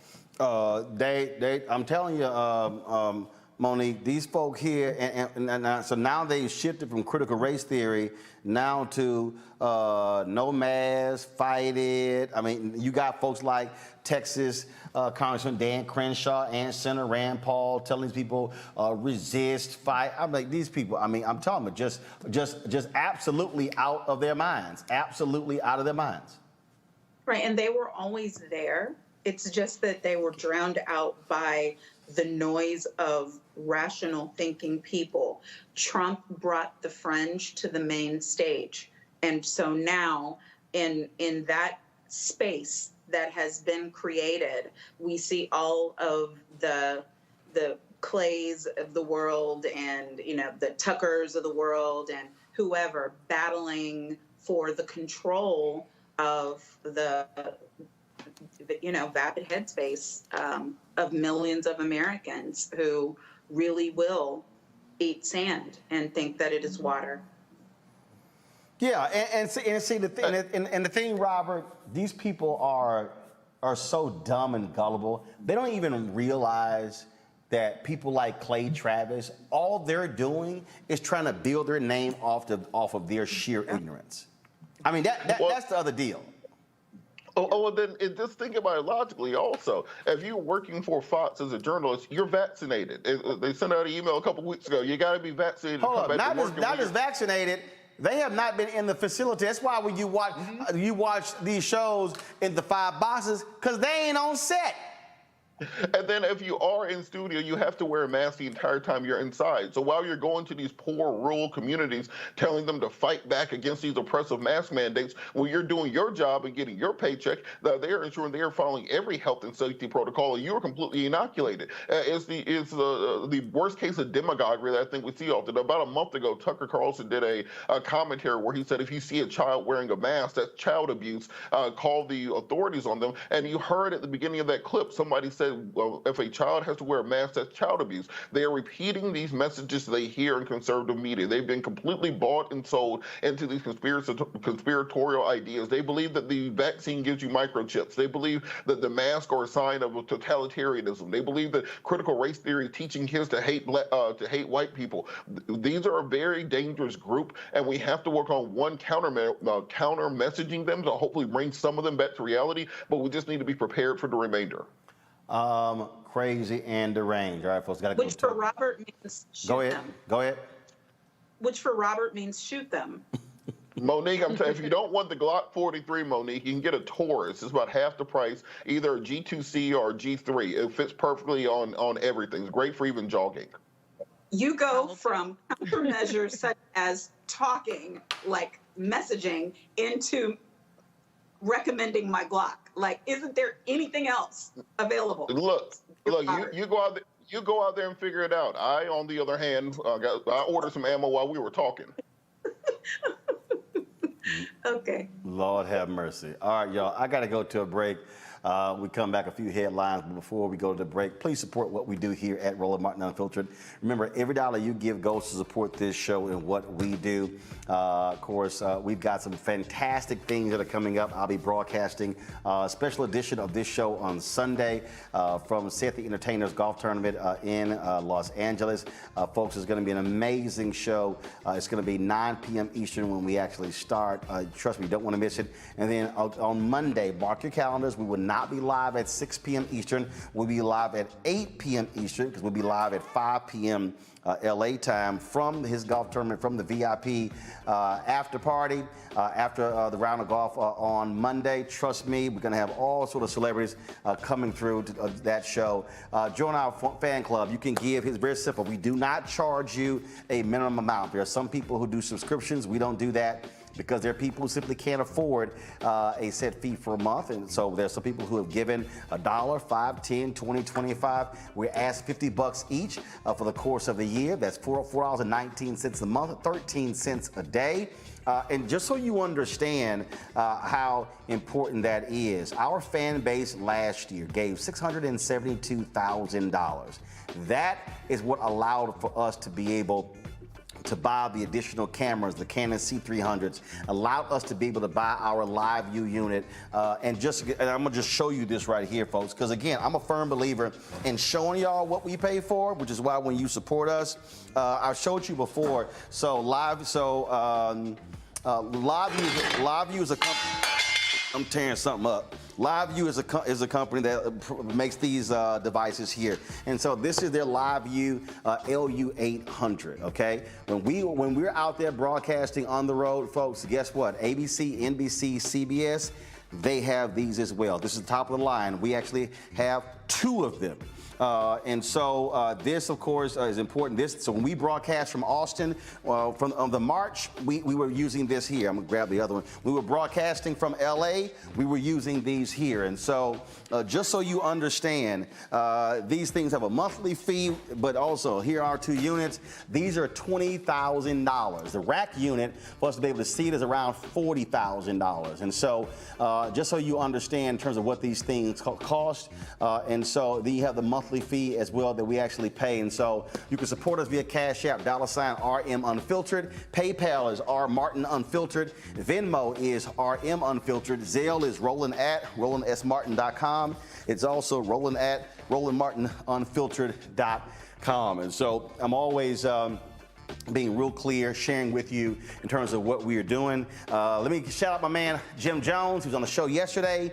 And Jim gave us a $500 donation yesterday, so I appreciate that, Jim, and you supporting the show.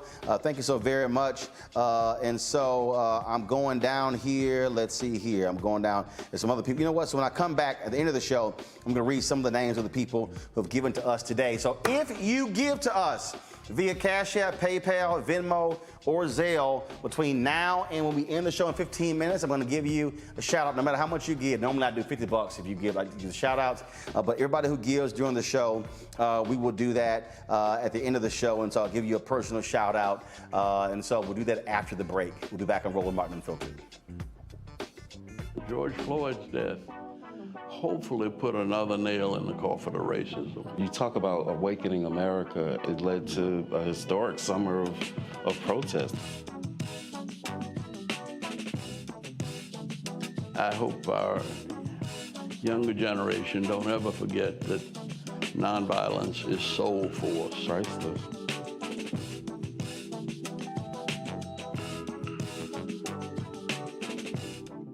I believe that people our age have lost the ability to focus the discipline on the art of organizing. The challenges, there's so many of them and they're complex, and we need to be moving to address them. But I'm able to say, watch out, Tiffany, I know this road. That is so freaking dope.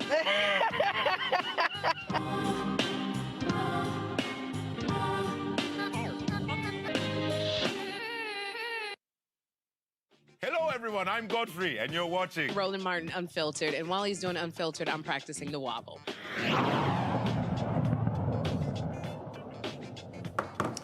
An Iowa man, folks, will spend the next 10 years in prison for shooting into a car filled with black girls after attending a Donald Trump rally. In December, Michael McKinney got to an altercation with the teens and surrounded the teenager's car with other Trump supporters. The car backed up, hitting a pickup truck. McKinney fired into a teenager's car, injuring one of the girls. In June, McKinney pleaded guilty to intimidation with a dangerous weapon and willful injury. In court on Monday, he apologized to the girl he shot, saying he used poor judgment that day. Really, Robert? I've read this case multiple times and don't understand how he avoided an attempted murder charge, or at least a second-degree murder charge, reckless endangerment, negligent discharge, all sorts of other things. These are the lowest, they made it seem almost like it was an accident. He could say, oops, my bad on it. We got to understand that these crazy and deranged people are out here. They are whipped up on a media sphere that tells them that they are the victims and they are fighting back to save their civilization right now. And so we also need to look at these prosecutors and find out what kind of deals they're cutting with people, because he needs to be doing some very serious jail time. I know brothers who were doing 5 and 10 years over weed, and he's shooting into cars, and they're talking about negligent discharge of a weapon. I think the charges are ridiculous. Monique, this is, I mean, again, this is the sort, these people, and I love these people who say, oh no, the more places we have guns, the safer we are. Not from these idiots.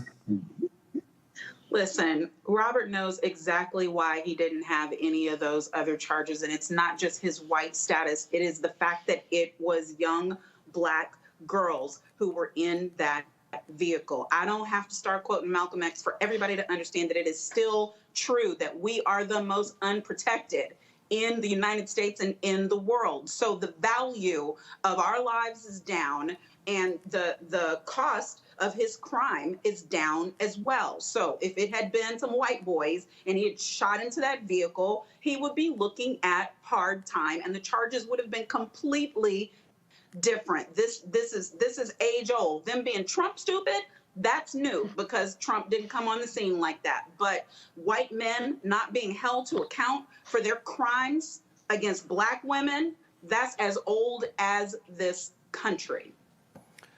Georgia. I mean, I couldn't Any better than Monique. You know, I interviewed Ben Crump a few times, and one of the things that he always talks about is the two justice systems, one for white America and one for black America. And you see that playing out here in this situation. The criminal justice system was not designed for us. It's not designed to work for us. And so that's why someone like him can get just a little slap on the wrist for something that should have been attempted murder. Speaking of murder in California, the man accused of beating a prominent Bank of America executive is facing murder charges. Police say Anthony Dwayne Turner entered Michelle Avan's home and killed her on August 3rd. She was found by her son the following day. Avan was a senior vice president at Bank of America and helped other African Americans seeking financial industry careers. Hours after being found dead in her LA home by her son, the LAPD arrested Turner as a suspect connected to the slaying. Turner faces 2 felony counts for murder and first-degree residential burglary. The LA County District Attorney's Office says Turner and Avan not only worked together, but they had a personal relationship. Man, that's a really sad story. There were a lot of people who were commenting about her work.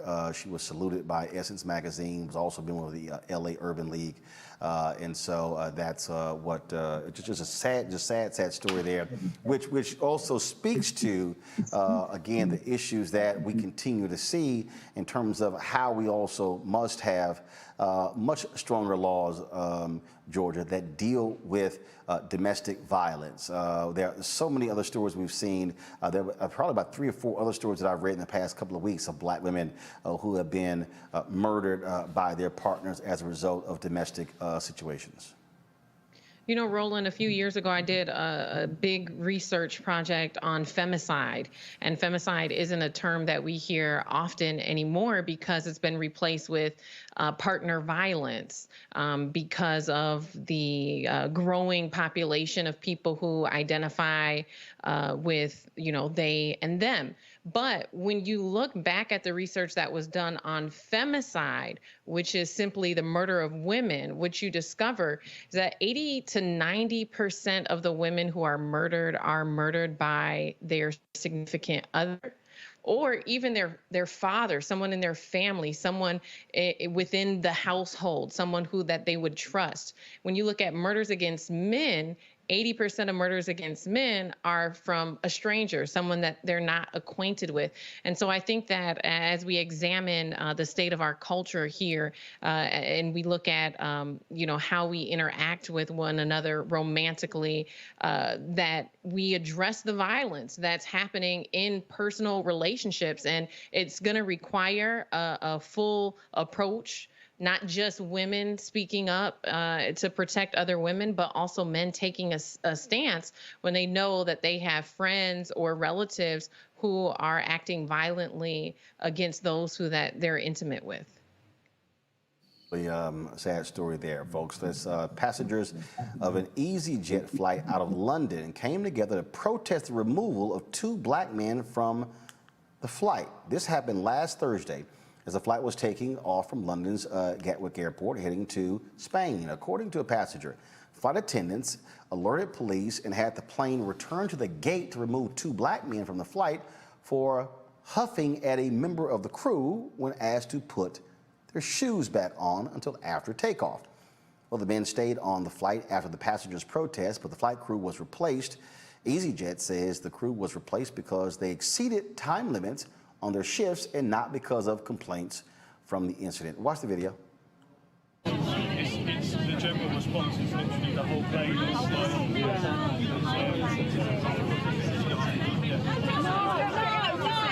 don't do that. Don't get off.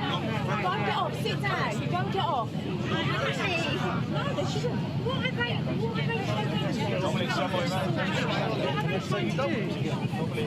Pretty interesting there, Monique, where the passengers said, oh, hell no, we're going to overrule this and told the brothers to stay.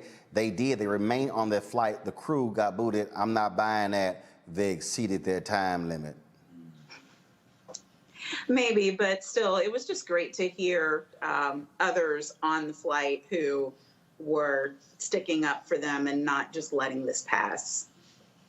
We see sort of the craziness. These things happen, and all too often, I know in this country, Robert, a lot of folks they remain silent when these things happen, not wanting to get involved. Those pastors said, "Nah, we're going to get involved." You know, shout out to those European white people. I think that some of our white people here in America can learn from those Europeans about what it means to really be an ally. That is not simply we're your ally during election time or when we can do something for you, but when you see incidents of racial injustice taking place, then you can stand up and use your privilege, use your power to actually speak out against it and stop something from happening. And look, I don't know why the brothers had their shoes off. That sounds very weird to me, quite frankly. No, but, it's not. No, it's not. Robert, I fly all the time. White folks had their shoes off. Hell, they be sitting here with them funky ass toes and no socks on the seats, on the damn wall, sitting in the bulkhead position, and I be looking like, man, one plane. They we were flying, and they had that nasty ass crusty foot, in between the seat. It was kind of like, hey, you need to take that foot down. So I've seen it. See, Roland, this is exactly what I tell this day. I don't care when COVID ends. I still travel with my mask, with a face shield, with gloves, and a bottle of Lysol that I spray on the seat when I sit down for this is that reason. So I'm not saying the foot thing was the best thing for them to be doing, but regardless, I do think that the airline needs to understand better ways to handle these situations. And when you see exercises like this where there's actually good allyhood, it does give you some hope for the future. So hopefully some of our friends at the Tennessee mass meeting can learn from these European white people how to act a little bit better and be better allies. Well, I just let them know, you bring your little crusty ass feet over here, but look, so I get it. And again, they didn't say they didn't have socks or anything on, but first, also, where's the damn rule that says your shoes got to be on? See, that's that arbitrary BS that you see that goes on, so we know exactly what took place there. All right, folks, that is it for us. I want to thank Georgia, Robert, and Monique for being on today's show. As I said, I was going to give a shout out to the folks who gave during the show. Let me shout out Johnny Burton, thank you for your $10. Samuel Thomas for $100. Michael Burleson for $5. Joyce Jackson Lott for your $100. She said, no shout out necessary. You got it anyway. Sandra Cole, $25. Fayetta Sarios, $50. Tommy Williams, 3. Deborah Elaine Denard, 15. Reginald Ray, 50. Marcus Goodman, 25. Debbie Tate, 50. Shirley Ward, 25. She says she sent you $25 for Robert. Sound like my dad, Ray Ward. Robert, appreciate you sound like her daddy. That got us some money. Karen Stiles sent $5 for the equipment. Samato Dabney sent 20. Kendra Jones, 50. Antoine Pruitt, 25. Francois Eberhardt, 15. Christique sent $50. Thank you so very much. 6 a.m. sent $1. That's all I have this week. 6 a.m. We appreciate it. Every dollar that comes to us, we treat it the same way. You get the same shout out as the person who gave 100. And so thank you so very much. Cordell McMillan sent $2 for the Blackest Show on TV. Can't wait for the announcement. Actually, going to be 2 announcements that week. Latoya Fears for your $10. Kalinda Lee for your $20. I appreciate it as well. Linda Robinson for your $25. Sharice, Kelly Garrett, Ray Wilson. Thank you so very much. Michael Hooks, thank you so very much. Mike, thank you. Michael sent $500 for supporting the cause. Thanks a bunch. 555-450. Cynthia William Buggs, Justin Collins, Willie Carswell, Donald Rush as well. Roxana DeShong, thank you so very much. Ford, Helen, Joe Madugo, thanks a lot. Jasmine Doby, Mo S, Demetrius Hammond, Pamela Muldrew, Curtis Rhodes, Joy Jenkins, Douglas Washington, Andre Terry, Jay Bailey, Clarice Zoll, Teresa Nobles, Cordell McMillan, Francis Mitchell, let's see here, Earl, Angela Wilkerson, Ray Wilson, let's see here, Ronald Pierce, Melinda Evans, all thank you so very much. Also, Nina Murphy, thank you very much for your $50 contribution. Joycelyn Roach, thank you so very much as well. And let me see here, okay, let me see who else I got. I'm looking. Make sure you got everybody right here. I think I got one more. Ignited Financial, I certainly appreciate it. Thank you so very much. Okay, let me just check real quick. I know some folks are on Venmo, so I got to give them a shout out we'll do that. So actually, I'll do that tomorrow. Hey, folks, don't forget, got a guest host in the show tomorrow. I'm traveling to Houston. My Aunt Lurdy, her wake is tomorrow night. I'll be traveling to Houston for that. And then her funeral is on Friday, so I will not be here tomorrow and Friday, but I want y'all to please still support the show while I am with our family as we bury my Aunt Lurdy. That's going to take place in Houston, and I'll be giving the eulogy for her on Friday at Second Baptist Church. Oh, they got a 5-minute limit. I'm like, y'all don't have many black funerals here, huh? I'm like, a 5-minute eulogy.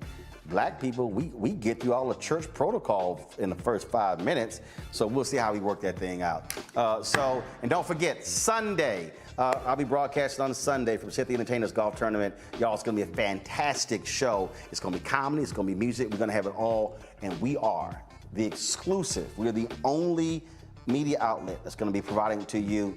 That's what happens when we got the hookup, when y'all travel with Uncle Ro. So when I roll, y'all roll. And so that's going to be on Sunday night. Trust me, it's going to be great. And then, of course, on Monday, we broadcasting the show live from the golf tournament as well. Thanks a bunch, folks. I'll see y'all this weekend. We'll see you in Roland Unfiltered.